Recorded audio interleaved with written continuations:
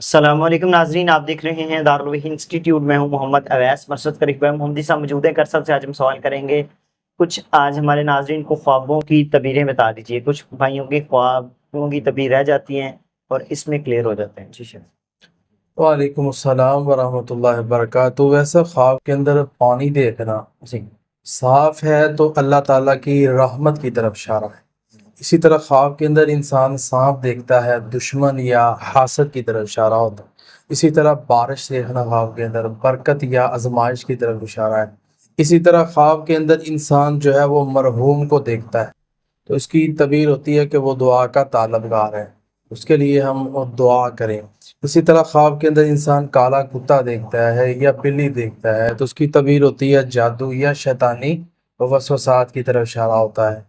इसी तरह ख्वाब के अंदर इंसान नमाज पढ़ रहा है, रूहानी तरक्की या मकसद पूरा होने की तरफ इशारा है। इस तरह ख्वाब के अंदर इंसान नया घर देखता है, नई शुरुआत उसकी ज़िंदगी में होगी। इसी तरह ख्वाब के अंदर इंसान नंगा देखता है अपने आप को, रसवाई या राग फाश होने की तरफ भी इशारा है। अगर नेक है तो बेहतरी की तरफ इशारा है। इसी तरह ख्वाब के अंदर इंसान जेवर देखता है तो इसकी तबीर होती है कि अल्लाह तबारक व तआला खुशखबरी या आजमाइश इसकी लाइफ के अंदर आएगा। जी नाजरीन, अगले प्रोग्राम में फिर हाजिर होंगे। हमें इजाजत दीजिए। अल्लाह हाफिज। बेहतरीन सदका जारियां हासिल करने के लिए इस वीडियो को लाइक करें, शेयर करें और कमेंट करें।